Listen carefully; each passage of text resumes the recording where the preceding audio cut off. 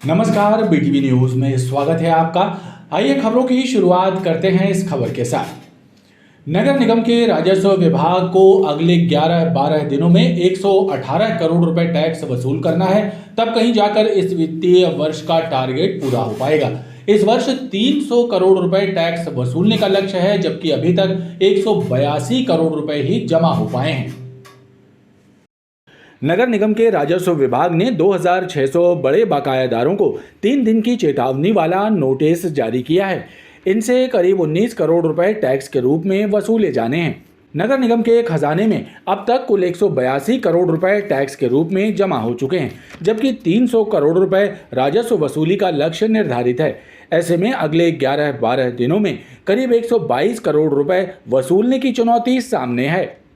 अभी रेवेन्यू की स्थिति में संपत्ति कर तो 82 करोड़ के करीब हमारे यहाँ जमा हो चुका है और जल शुल्क करीब 25 करोड़ के आसपास आ चुका है और अन्य मदों में सब मिला के हम 182 करोड़ के आसपास पहुँच गए हैं और लगातार इस पे काम चल रहा है। संपत्ति कर को बढ़ोतरी करने के लिए हमारे द्वारा बड़े बकायादार जो कि कई सालों से टैक्स नहीं दे रहे हैं, उनको 2600 लोगों को टारगेट किया हुआ है, जिनसे हमको 19 करोड़ की राशि लेना है, जिसमें 1262 लोगों को कल 3 दिन का अंतिम नोटिस दिया गया था, जिनसे 10 करोड़ की राशि वसूल होना है और आज भी नोटिस दिए जा रहे हैं। उसका हिसाब अभी मिलाना है कि कितने लोगों को दिया गया और कितनी राशि लेना है, तो इसको जल्दी ही कवर करके 3 दिन बाद उनके विरुद्ध कुर्की की कार्रवाई, तालाबंदी एवं अन्य कार्रवाई की जाएगी।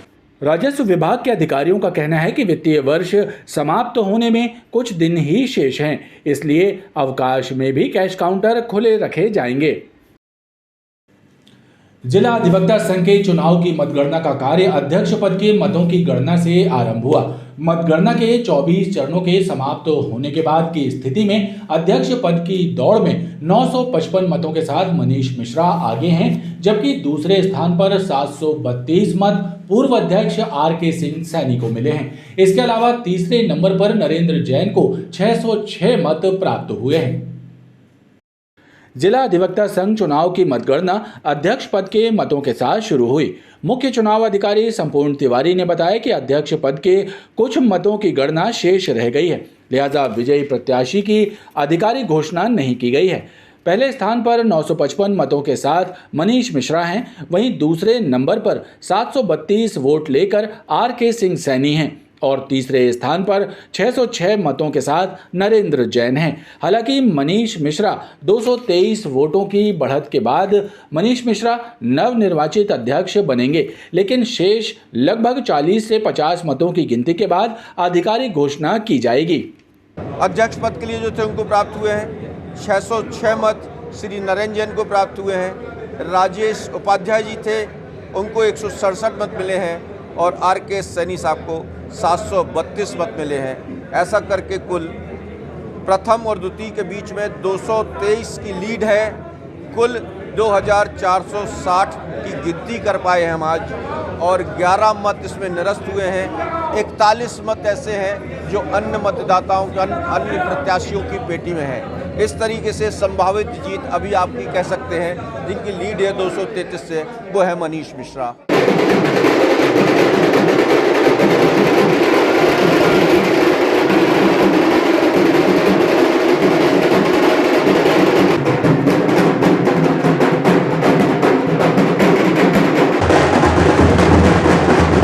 जिला अधिवक्ता संघ जबलपुर के चुनाव वर्ष 2024-26 में मैं अध्यक्ष पद का प्रत्याशी था। आज उसकी मतगणना हुई और जिसमें चुनाव अधिकारी के द्वारा जो मतगणना की गई है उसमें सर्वाधिक मत प्राप्त हमें हुए हैं और अभी उन्हें विजयी घोषित नहीं किया है क्योंकि कुछ मर्यादाएं हैं, लेकिन सर्वाधिक मत प्राप्त करके पहले नंबर पे हम लोग विजयी हुए हैं। मैं सभी अधिवक्ताओं को उनके द्वारा अध्यक्ष पद पर लड़े गए चुनाव और प्राप्त की गई सफलता के लिए सभी अधिवक्ताओं को हृदय से आभार व्यक्त करता हूं, शुभकामनाएं देता हूं। मेरी प्राथमिकता सिर्फ अधिवक्ता हित सर्वोपरि। तबीयत खराब का बहाना बनाकर चुनाव ड्यूटी से बचने की कोशिश करने वालों को अब मेडिकल बोर्ड की जांच का सामना करना पड़ेगा। जिला चिकित्सालय में मेडिकल बोर्ड का गठन किया गया है।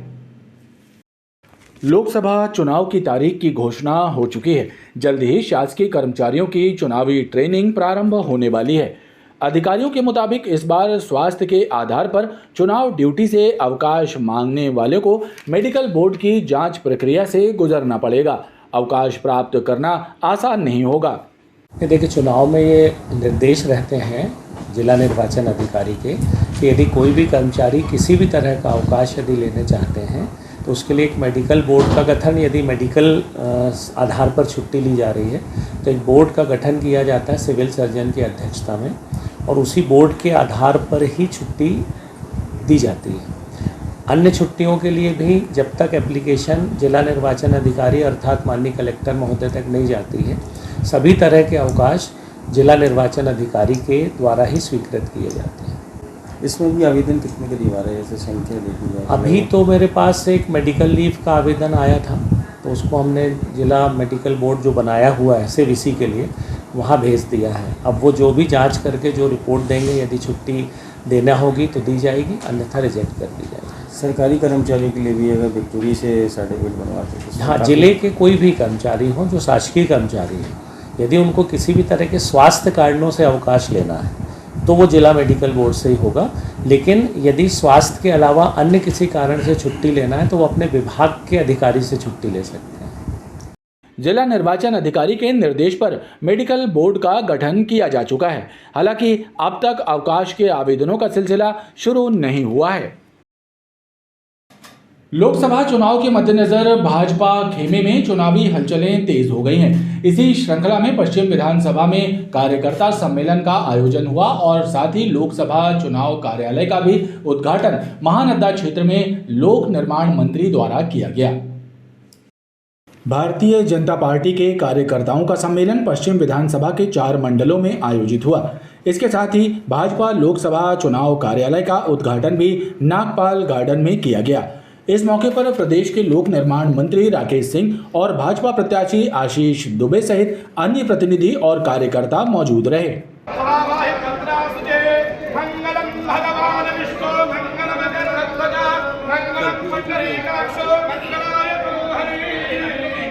वहीं लोक निर्माण मंत्री राकेश सिंह ने कांग्रेस पार्टी का प्रत्याशी घोषित नहीं होने पर तंज कसते हुए कहा कि उनके पास उम्मीदवारों का अकाल पड़ा है और पार्टी किसी पर ज्यादा जोर देती है तो उसका स्वास्थ्य खराब हो जाता है या फिर वो भाजपा में शामिल हो जाता है। देश में माननीय मोदी जी को फिर से प्रधानमंत्री बनाना है और इसलिए जबलपुर संसदीय क्षेत्र में जो अभी तक का इतिहास रहा है उसको दोहराते हुए भाई आशीष दुबे जी को सांसद के रूप में दिल्ली भेजना है। आशीष जी घोषित हो गए, एक योग्य प्रत्याशी, लेकिन कांग्रेस की परेशानी ये है कि प्रत्याशी नहीं है। वो जिसको भी प्रत्याशी बनने को कह रहे हैं या तो उसका स्वास्थ्य खराब हो जाता है और ज़्यादा जोर देते हैं तो भाजपा में आ जाता है। तो ये स्थिति पूरे मध्य प्रदेश में है और ऐसी संकटों का सामना मध्य प्रदेश में कांग्रेस को करना पड़ रहा है और इसलिए प्रत्याशी का अकाल इसलिए है कि ना नेता है ना नीति है। कांग्रेस की स्थिति बड़ी अजीब है, लेकिन फिर भी वो राष्ट्रीय पार्टी के रूप में अपने आप को मानते हैं कि देश की राजनीति का दुर्भाग्य। नगर निगम में जो ना हो जाए थोड़ा है योजना शाखा के कर्मचारियों ने एक महिला मजदूर का झूठा प्रमाण पत्र बनाकर संबल योजना के 2 लाख रुपए हड़प लिए। महिला मजदूर कांग्रेस कार्यकर्ताओं के साथ आधारताल थाने पहुंची और उसने मामले की शिकायत दर्ज कराई। थाने में देर तक हंगामा मचा रहा। भैया हमारे ऊपर भी हमारे नाम से पैसा नगर निगम की शासकीय योजना शाखा में भ्रष्टाचार बजबजा रहा है। उसके बावजूद अधिकारी सो रहे हैं। जिंदा को मुर्दा बताकर सरकारी खजाना लूटा जा रहा है, लेकिन जिम्मेदार मूक दर्शक बने बैठे हैं। ऐसा ही एक मामला तब प्रकाश में आया जब पटेल नगर सुहागी निवासी राधा आहाके ने कांग्रेस कार्यकर्ताओं के साथ आधारताल थाने पहुंचकर फर्जीवाड़े की शिकायत की। महिला ने बताया कि उसे मृत बताकर संबल योजना के 2 लाख रुपए हड़प लिए गए हैं। मामला तब खुला जब महिला KYC कराने बैंक पहुंची। मैं ना KYC करवाने गई थी तो मुझे पता चला कि मेरा मृत्यु का 2 लाख रुपए निकल गया है और मैं जिंदा हूँ। मैं तो आपके सामने खड़ी ही होंगी। मेरे नाम का मृत्यु प्रमाण पत्र बना मेरे नाम से निकला है, तो आप इसलिए मैं आवेदन लगा रही हूँ। जिसने भी ये काम किया है उसको कड़ी से कड़ी सजा दी जाए। कहाँ रहते आप? ये पटेल नगर सोहागी में अभी 2 साल हुआ है। ये यहाँ भोपाल चली गई हूँ। मजदूर व्यक्ति हैं हम, रोज लाते रोज खाते हैं। आपको कब पता चला कि ये पैसा निकल गया? जब मैंने KYC करवाई, जब मुझे पता चला। वहीं पीड़ित महिला के साथ थाने पहुंचे कांग्रेस कार्यकर्ताओं ने आरोप लगाया कि बिना बड़े अधिकारियों की मिलीभगत से ये कार्य संभव नहीं है। दल ने सोहागी निवासी श्रीमती राधा आहाते नाम की महिला है जो मजदूरी करती हैं, जो 2 साल पहले ही भोपाल शिफ्ट हुई हैं मजदूरी काम के लिए चलते। उनके नाम से किसी ने मृत्यु प्रमाण पत्र बनवा लिया और जब वो KYC कराने अपना नाम भोपाल नगर निगम की समग्र ID में चेंज कराने के लिए उन्होंने आवेदन किया तो उनको मालूम चला कि वो मृत हैं। तो आप सोचिए कि जिंदा आदमी को नगर निगम में मृत बताकर उसका मृत्यु प्रमाण पत्र भी बन जाता है, पूरे योजनाओं की पूरी जो प्रमाण पत्र चाहिए वो सब मुहैया हो जाते हैं और राशि भी आवंटित हो जाती है। ये बिना नगर निगम के अधिकारी कर्मचारियों की मिलीभगत से संभव नहीं है। पुलिस का कहना है कि मामले की छानबीन कर दोषियों पर कार्रवाई की जाएगी। राधा आके जो सोहागी क्षेत्र की रहने वाली हैं, आवेदन दिए थे, उनके जीवित रहते हुए मृत बता के पैसे निकाल लिए लगभग 2 लाख। आवेदन दिए, आवेदन पर जांच करके वैधानिक कार्रवाई की जाएगी। जिनने भी ऐसा कृत्य किया FIR हो रही है, जाँच करने लगी। अभी तो आवेदन लिए जाँच में है, जाँच के उपरांत वैधानिक कार्रवाई। फर्जीवाड़े के इस मामले को लेकर आधारताल थाने में देर तक हंगामा मचा रहा। साल भर पहले बनी गढ़ा बजरिया से गौतम जी की मढ़िया तक की सड़क बदहाल है। सड़क निर्माण कार्य की गारंटी 3 वर्षों की होती है, लेकिन यहां 1 साल में ही सड़क उखड़कर बिखरने लगी है। सड़क की गुणवत्ता को लेकर सवाल उठ रहे हैं।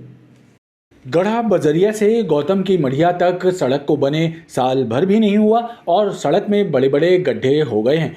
जगह जगह से सड़क उखड़कर बिखरने लगी है। सड़क निर्माण कार्य की गुणवत्ता पर सवाल उठ रहे हैं। क्षेत्रीय लोगों का कहना है कि घटिया निर्माण कार्य की पोल खुलने लगी है।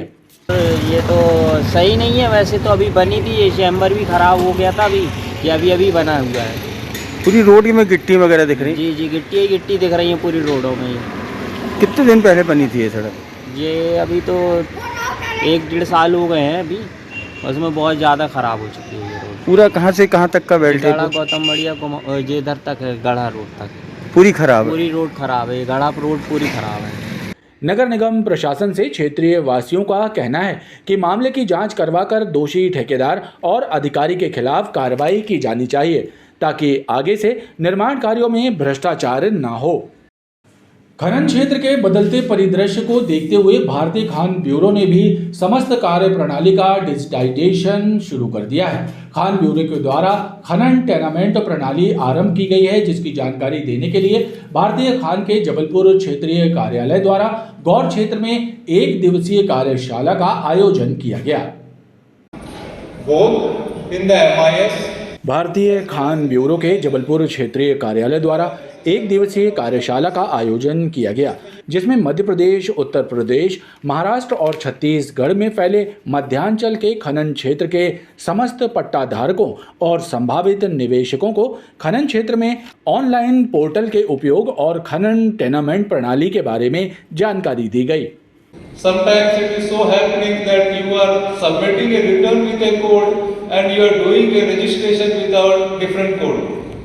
और ये मध्यांचल क्षेत्र के लिए हमने यह कार्यशाला वर्कशॉप आयोजित की है।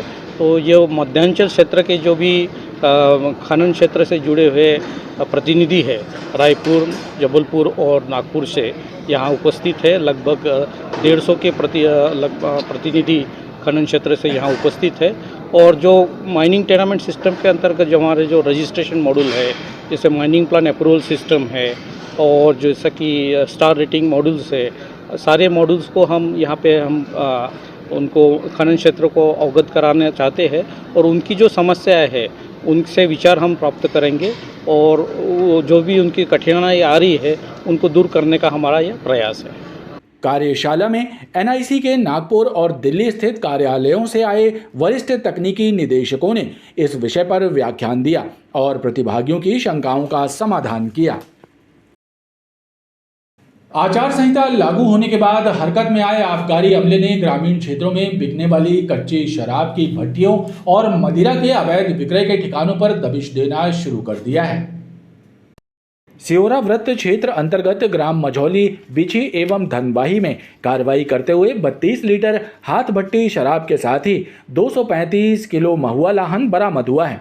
लाहन को नष्ट करने की प्रक्रिया के बाद आबकारी एक्ट के तहत मामला पंजीबद्ध कर कार्रवाई की जा रही है। आज सिहोरा व उसके आसपास के गांव जैसे मझौली, धनवाही, बिछी इत्यादि क्षेत्रों में आबकारी विभाग ने टीम गठन करके दबिश दी। दबिश के दौरान 32 लीटर हाथ भट्टी कच्ची मदिरा व 245 किलो लाहन बरामद किया गया। बरामद की गई मदिरा और लाहन का मूल्य लगभग 38,000 रुपये है। आगे भी इसी प्रकार की कार्यवाहियां लगातार जारी रहेंगी। कुंडम थाना क्षेत्र में हुई अंधी हत्या का खुलासा हो गया है। दरअसल आशीष पटेल की हत्या की वारदात को गांव में ही रहने वाले पिता पुत्र ने अंजाम दिया था और प्रेम प्रसंग की वजह से हत्या कारित की गई थी। पुलिस के अनुसार आरोपी ग्राम कल्याणपुर निवासी देवलाल पटेल की बेटी के साथ आशीष पटेल के प्रेम संबंध थे और इसी बात से नाराज होकर देवलाल ने अपने बेटे विकास के साथ मिलकर रविवार एवं सोमवार की दरमियानी रात को फरसा एवं लाठी से वार करके आशीष की हत्या कर दी थी और सुबह जब गांव के लोगों ने उसका शव देखा तब इस वारदात का पता चला। पुलिस ने 48 घंटे में ही कातिलों को पकड़ लिया। करियापाथर शमशान घाट के पास चाकू मारकर एक युवक की हत्या करने की घटना सामने आई है। गमापुर पुलिस के अनुसार कत्ल की वजह का खुलासा नहीं हुआ है। फिलहाल जांच जारी है। वहीं मृतक की बहन का कहना है कि शमशान घाट के पास कुछ लोगों ने जय से विवाद किया और उसी दौरान चाकू घोंपकर उसकी हत्या कर दी। गमापुर थानांतर्गत करियापाथर शमशान घाट के पास आकाश कुशवाहा ने जय वंशकार से विवाद करते हुए उस पर चाकू से वार कर दिया। जब तक जय के परिजन उसे लेकर विक्टोरिया अस्पताल पहुंचे तब तक उसकी मौत हो चुकी थी। परिजनों का आरोप है कि आकाश और साथियों ने जय से मारपीट की थी और उसकी हत्या कर दी। उसके 3 बच्चे हैं सर, एक छोटी लड़की है, फिर लड़का, फिर बड़ा लड़का। सब छोटे छोटे हैं, ज़्यादा ज़्यादा 4 साल 5 साल की बस। कौन लोग ने मारे? मुझे कुछ नहीं मालूम सर, मैं तो मजदूरी करने गया था। लड़ाई हो रही थी तो मेरे भाई को चाकू मार दिए। अविनाश नाम है उसका, अविनाश कोरी। कौन कौन आया था? उसके भाई बहन रहे हैं, मम्मी रही उसकी। कितने लोग ने मारे हैं? कितने जन रहे? ठीक से बोल। 4-5 जन रहे हैं। नहीं दे क्यों मारा है, कुछ कारण पता है आपको? नहीं। आप कौन है उनकी बहन? लड़की है। कहाँ की घटना है ये? मरकटाई की। हत्या की वारदात की सूचना मिलने के बाद गमापुर पुलिस ने मामला दर्ज कर आरोपी की तलाश शुरू कर दी है। आकाश कुशवाहा ने चाकू मार दिया है, जिसकी मौत हो गई है, जो विक्टोरिया अस्पताल में मृत हालत में आया है, जिसे बचूरी में सुरक्षा रखा गया है। परिजनों से मिलकर वैधानिक कार्रवाई की जा रही है। पुलिस के अनुसार हत्या की वजह का पता नहीं चला है। पनागर क्षेत्र में जब 2 कारों के बीच हुई टक्कर की सूचना मिलने के बाद मौके पर पुलिस पहुंची तो नैनो कार को टक्कर मारने वाली कार विटारा ब्रीजा से पुलिस को लगभग 155 लीटर अंग्रेजी शराब मिली है। पुलिस के मुताबिक शराब तस्कर मौके से फरार हो गए थे, जिनकी पतासाजी की जा रही है। पनागर थाना क्षेत्र में 2 कारों के बीच भिड़ंत हो गई। पुलिस के अनुसार एक ब्रीजा कार के चालक ने नैनो कार को टक्कर मार दी और दुर्घटना के बाद ब्रीजा कार का चालक फरार हो गया। पुलिस जब मौके पर पहुंची तो कार की तलाशी ली और उसमें से अंग्रेजी शराब का जखीरा बरामद हुआ। पुलिस के अनुसार कार में 155 लीटर अंग्रेजी शराब मिली है, जिसकी कीमत 2 लाख रुपए से ज्यादा है। एक नैनो कार जा रही थी, जिससे ब्रेजा कार टकरा गई और नैनो कार में जो आदमी थे वो घायल हो गए और ब्रेजा कार के जो चालक थे वो गाड़ी को छोड़ करके भाग गए। गाड़ी में तलाशी ली गई तो उसमें 155 लीटर अंग्रेजी शराब मिली है, जिससे जब्त किया गया और वाहन मालिक की तलाश की जा रही है। लगभग कितने की शराब थी? लगभग 2 से सवा 2 लाख की शराब थी। और ये चलाने वाले कहाँ गए थे? ये अभी जानकारी नहीं मिली, वो भाग गए थे मौके से। पुलिस ने मामला दर्ज कर चालक और कार मालिक की पतासाजी शुरू कर दी है। पुराने विवाद को लेकर 3 लोगों ने एक किसान के साथ न केवल मारपीट की बल्कि उस पर पिस्तौल से फायर भी कर दिया। गनीमत ये रही कि आरोपियों का निशाना चूक गया और कृषक बाल बाल बच गया। घटना पाटन थाना क्षेत्र के ग्राम नाऊ खेड़ा की है। पुलिस फरार आरोपियों की तलाश कर रही है। वहीं विवाद का कारण पैसों का लेन देन बताया जा रहा है।